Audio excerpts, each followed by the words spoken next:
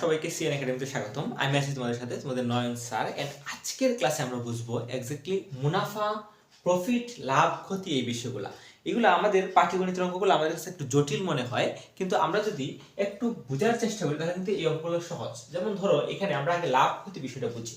লাভটা মূলত নির্ভর করে তোমার ক্রয় মূল্য এবং বিক্রয় মূল্য বেশি কমের উপরে। যেমন ধরো, মূলত ক্রয় মূল্য এবং বিক্রয় মূল্য। ক্রয় মূল্য মানে হচ্ছে আমরা যে টাকা দিয়ে আমরা একটা জিনিস কিনলাম, এটা হচ্ছে আমাদের ক্রয় মূল্য। আর বিক্রয় মূল্য মানে হচ্ছে যে টাকা দিয়ে জিনিসটা বিক্রি করলাম, এটা হচ্ছে বিক্রয় মূল্য। এখন তুমি বললো, স্যার আমি তো কিনি শুধু, ওইটা তো আর বিক্রয় করি না। তাহলে আমরা কিন্তু ব্যবসায়িকরা কিন্তু এই কেনা বেচার মাধ্যমে কিন্তু তারা তাদের যে এই পেশা, এটাই কিন্তু এই কেনা বেচা। এবং আমরা কিন্তু অনেক কিছু দেখা যায় যে আমরা মোবাইল কিনলাম, আইফোন কিনলাম বিক্রি করে দিলাম। এখানে আমরা লাভ লসটা আসলে আমরা কিভাবে বুঝবো? প্রশ্ন হচ্ছে আমাদের লাভ হলো না লস হলো, এটা আমরা কিভাবে বুঝবো? খুবই সিম্পল। আমরা যদি বাস্তব জীবনে দেখি, ধরো তুমি একটা মোবাইল তুমি 50,000 টাকা দিয়ে কিনছো, কিন্তু তুমি 60,000 টাকা দিয়ে বিক্রি করে দিচ্ছ, একজনকে বুঝাইছো যে মোবাইলটা অনেক ভালো, তুই এটা কিনে নে। তাহলে তোমার এখানে 10,000 টাকা তুমি বেশি দামে বিক্রি করেছো, তোমার 10,000 টাকা কি হইলো? লাভ হইলো। তুমি এখানে 50,000 টাকা দিয়ে কিনছো, আবার 60,000 টাকা তুমি কি করছো? বিক্রয় করছো। এখানে এটা কিন্তু মানে মূলত ক্ষতির সূত্রটা। মানে লাভ মানে হচ্ছে বিক্রয় মূল্য মাইনাস ক্রয় মূল্য। সো এখানে আমি দেখো, আমি এই বিষয়টা আগে না যাই, ক্রয় মূল্য বিক্রয় মূল্য আমি একটু দেখাই। ক্রয় মূল্য 50,000, তুমি বিক্রি করে দিচ্ছো এবার এটা 60,000 টাকা দিয়ে। তাহলে তুমি যদি মানে বিক্রয় মূল্য থেকে ক্রয় মূল্য মাইনাস করো, মানে 50,000 তুমি এদিকে দাও, যে তাহলে দেখো কি আসে,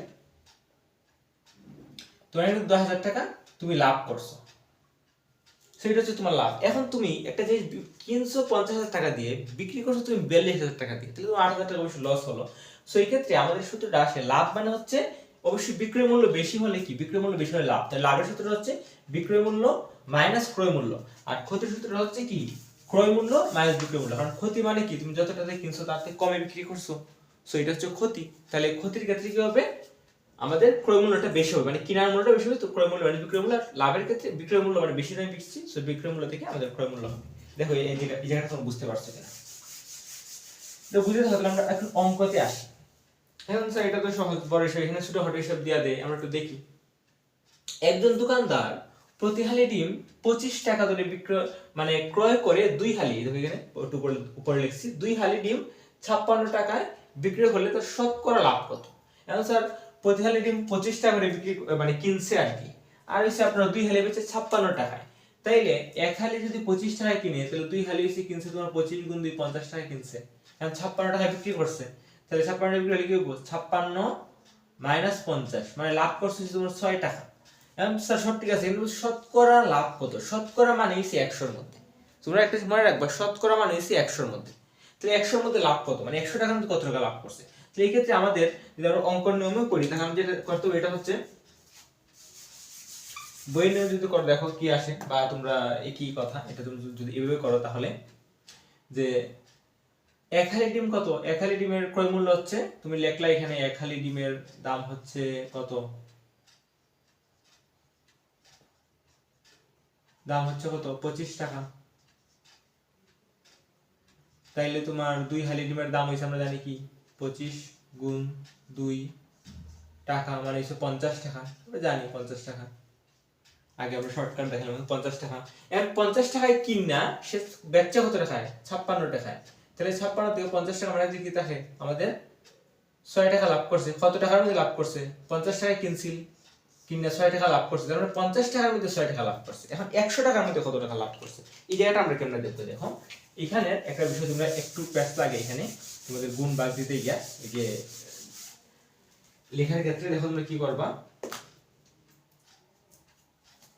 আমরা লিখবো একটা জিনিস, দেখো 50 টাকায় লাভ করছে কত টাকা, 50 টাকায় লাভ হইছে কত, 6 টাকা। এখন দেখো তুমি কি করবা, মেনু করা হচ্ছে এখানে, অর্থাৎ 1 টাকায় লাভ। এখন স্যার এখানে যদি প্যাচ লাগে যে আমি গুণ দিব না ভাগ দিব, 50 টাকায় যদি 6 টাকা লাভ করে, তাহলে 1 টাকা যদি দেয়, তাহলে কয়েক পয়সা লাভ করবো, মানে অনেক কম লাভ করবো। তো কমের ক্ষেত্রে আমি কি করবো, ভাগ করবো। ভাগটা কি করবো, ডান পাশেরটা উপরে লিখবো, আর ওই যে বাম পাশের মেইন মানে মাথার যেটা আছে এটা আমরা নিচে লিখবো। লিখে দিব 6/50 টাকা। দেখো 50 টাকায় যত টাকা লাভ করছে, 1 টাকা দিয়ে তো অত টাকা লাভ করতে পারতো না।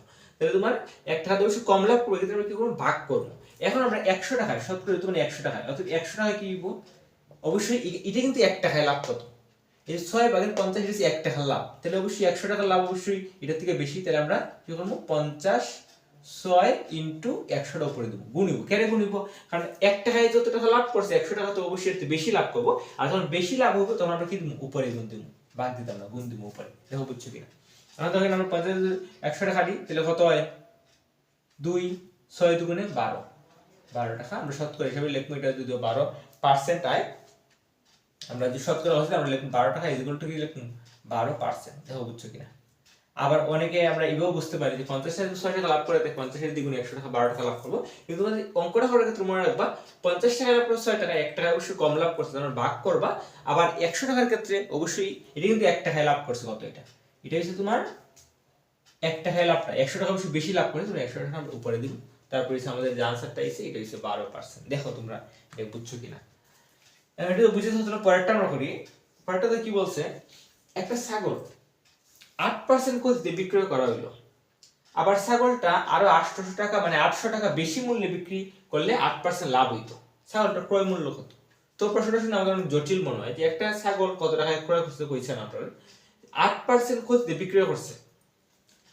এখন আবার ছাগলটা আরো 800 টাকা যদি বেশি মূল্যে বেচত, তাহলে আবার 8% লাভ হয়ে যেত, কিন্তু ছাগলটার ক্রয় মূল্য কত?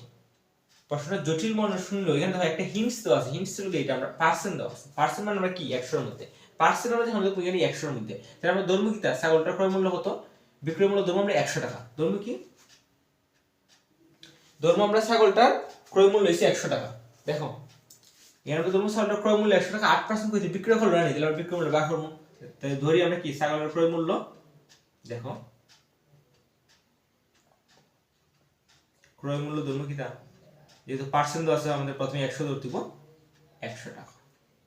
এখন আমরা লিখব অতএব 8% ক্ষতিতে, এই যে এখানে ক্ষতিতে বিক্রয় মূল্য, দেখো কি লিখছে এখানে?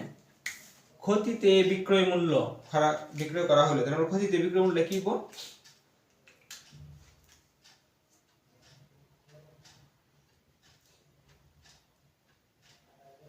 ক্ষতিতে বিক্রয় মূল্য মানে বেচছে যেটা, এটা আর কি বিক্রয় মূল্য কত হইব? দেখো 100 টাকার থেকে আমরা 8 টাকা মাইনাস দেব, কিন্তু 100 এর মধ্যে 8 টাকা, পার্সেন্ট মানে অবশ্যই 100 এর মধ্যে 8% মানে কি? তা 8% মানে হইছে 100 এর মধ্যে 8 আর কি। দেখো যেটা বুঝছো কিনা? এখন আমরা কি করবো? দেখো এখানে কত হইলো? 100 কাটলে 92 টাকা। তাইলে এটার যদি ক্রয় মূল্য মানে 100 টাকা যদি কিনা থাকতো, তাহলে বিক্রয় মূল্য ধরে 92 টাকা, 8 টাকা ক্ষতিতে। এখন আবার লাভে দেখো লাস্টে বলছে 8% লাভ হইতো, তাহলে 8% লাভে কি দিব? অতএব 8% লাভে বিক্রয় মূল্য কি হয়? দেখো 8% লাভে বিক্রয় মূল্য কি এটা দিব না, যে কিনছিল এটার থেকে আমরা বিক্রয় মূল্য ক্রয় মূল্য বার করব। তাহলে 8% বিক্রয় মূল্য হচ্ছে 100 প্লাস 8, এখানে কিন্তু ক্রয় মূল্যের থেকে বিক্রয় মূল্য মানে লাভ বাই দিব, বিক্রয় মূল্য থেকে না। ওকে, তাহলে এখানে 100 প্লাস 8, দেখো এখানে একটা জিনিস 108 টাকা। 8% লাভ হইতো 100 টাকার জিনিস 108 টাকায় বেচলে 8% লাভ হইতো, আর 92 টাকায় বেচলে 8% লস হইতো, এবং সে কিন্তু 92 টাকা বেচছে, মানে 8% লসে বেচছে, মানে হিসাবে আমাদের নরমাল হিসাবে আসছে 92 টাকায় বেচছে, 108 টাকায় বেচলে তার কিন্তু লাভ হতো। এখন কইছে বেশি মূল্যে বিক্রি করলে, এখানে কত টাকা বেশি মূল্যে বিক্রি করছে? দেখো 108 টাকায় বিক্রি করলে 8% লাভ হইতো, 92 টাকায় বিক্রি করলে লস করছে, অতএব বেশি কিটা করছে? বিক্রয় মূল্য বেশি হয় কিনা দেখো,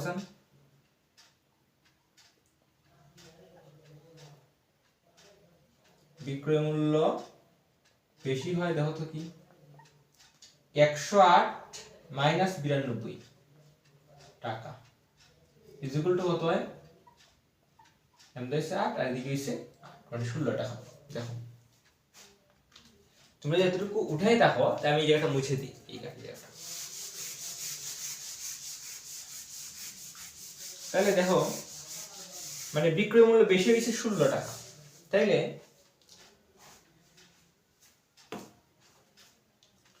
16 টাকা বিক্রয় মূল্য বেশি হয়, 100 টাকার জিনিসের মধ্যে 8% লাভে বিক্রি করলে 16 টাকা লাভ হয়। তাহলে আমরা এখানে চাইছি কি যে 800 টাকা বেশি মূল্যে বিক্রি করলে ক্রয় মূল্য কত?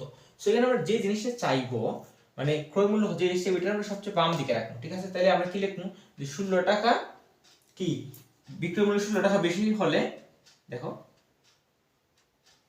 বিক্রয় মূল্য 16 টাকা বেশি হলে ক্রয় মূল্য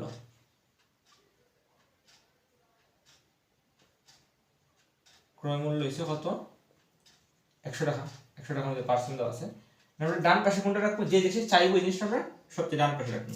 অতএব বিক্রয় মূল্য 1 টাকা বেশি হইলে, এখন দেখো 16 টাকা বেশি হইলে ক্রয় মূল্য যত হয় 1 টাকা হলেও সে একটু কম হইব, তাহলে আমরা কি করব, ভাগ করব। এইভাবে আমরা এখানে ব্রেক রাখবো, এখানে 100 টাকা 100 রাখবো, আর সবচেয়ে বামের যে প্রথম লাইনের সবচেয়ে বামের যে অঙ্কটা আছে এটার সংখ্যাটা আছে, এটার নিচে বসাই দেব 16/100। এটা হচ্ছে 1 টাকার মধ্যে কিন্তু মানে ক্রয় মূল্য বা লাভ যাই হোক এটা কত এই যে 1 টাকার মধ্যে সেইটা। অতএব কত টাকা, 800 টাকা বেশি হইলে, 800 টাকা বেশি হইলে আমরা 800 টাকা বেশি হইলে, আর 1 টাকা বেশি হইলে ক্রয় মূল্য যত হয় 800 টাকা বেশি হইলে একটু কমে বেশি হইব, অবশ্যই অনেক বেশি হইব। যেহেতু বেশি হইব তাই এটা উপরে গুণ হইব, ঠিক আছে। 100 ইনটু 800 ভাগ হচ্ছে কত 16। দেখো এখানে আমরা 16 দিয়ে যদি 800 ভাগ করে দেখা গেল 50, এবার 50টা লিখবো। আর 100 এই ক্ষেত্রে থাকলে যদি 1 থাকে এবং পরে যতটা শূন্য আছে গুণ থাকলে দেখুন দুইটা শূন্য আছে, দুইটা শূন্য বাইরে, তাহলে এটা কত হলো 5000 টাকা। তো ছাগলটা 5000 টাকা কিটা বলছিল কিনছিল, এটা আমরা বুঝতে পারলাম। এখন এই ক্ষেত্রে আমরা কি করব, দেখো এরকম যে অঙ্কগুলো আছে এই ক্ষেত্রে আমরা যদি এরকম একটা ডাক থাকে যে তোমার 50 টাকা হইলে ধরো 50 টাকার লাভ হয় 6 টাকা, 50 টাকার মধ্যে লাভ হয় 6 টাকা, 1 টাকার মধ্যে লাভ হয় কি হইব, 1 টাকার মধ্যে লাভ হইব 50 টাকার যত লাভ হয় 1 টাকার মধ্যে অবশ্যই কম লাভ হয়, তাহলে আমরা কি হইব, এটা হইব নিচে দেব। তাহলে 50 ধরো এখানে লিখলাম 50 টাকার মধ্যে লাভ হইছে আমার 50 টাকায় লাভ হইছে কিটা 6 টাকা, অর্থাৎ 1 টাকায় লাভ হয় কিটা এই 6 ভাগ 50 টাকা। এখন যদি 2 টাকায়ও কই 2 কিন্তু 1 টাকায় যত লাভ হয় 2 টাকা কিন্তু এর বেশি লাভ হয়, তাহলে আমরা 2 টাকায় লাভ হয় তাহলে একটু 2টা উপরে দিব, 6 ইনটু 2 ভাগ হচ্ছে 50। দেখো এই জায়গাটা তোমরা বুঝছো কিনা, মানে এই জায়গাটা আসলে তোমরা 1 জন করবে তো কম হবে অবশ্যই, 10 জন শ্রমিক করতে পারে এত ঘন্টা কাজ, তাহলে 1 জন শ্রমিক কম করতে পারে ভাগ হইব, তারপরে 20 জন শ্রমিককে বা 5 জন শ্রমিককে যাই হোক এটার সাথে কিন্তু গুণ হইব। এটা দেখো এটা তোমরা বুঝতে পারছো কিনা। আর তুমি বুঝে থাকো পরবর্তী ক্লাসগুলোতে আমি তোমাদের এখানে সূত্র আছে, এই সূত্রগুলোর মাধ্যমে অঙ্ক কর্ম পরিবেশে তোমার এই অনুশীলনের সলিউশন দিব, এবং তোমরা চ্যানেলটা সাবস্ক্রাইব করতে পারো এবং শেয়ার করতে পারো। আর তাছাড়া আমি বাসার মধ্যে কিন্তু অফলাইনে পড়াই, তো তোমরা নিচে স্ক্রিনে দেওয়া নাম্বারে আমার সাথে কন্ট্যাক্ট করতে পারো এবং আমার কাছে অফলাইনে পড়তেও পারো। সবাইকে ধন্যবাদ, আজকের ক্লাস এখানে পর্যন্তই, সবাই ভালো থাকবেন।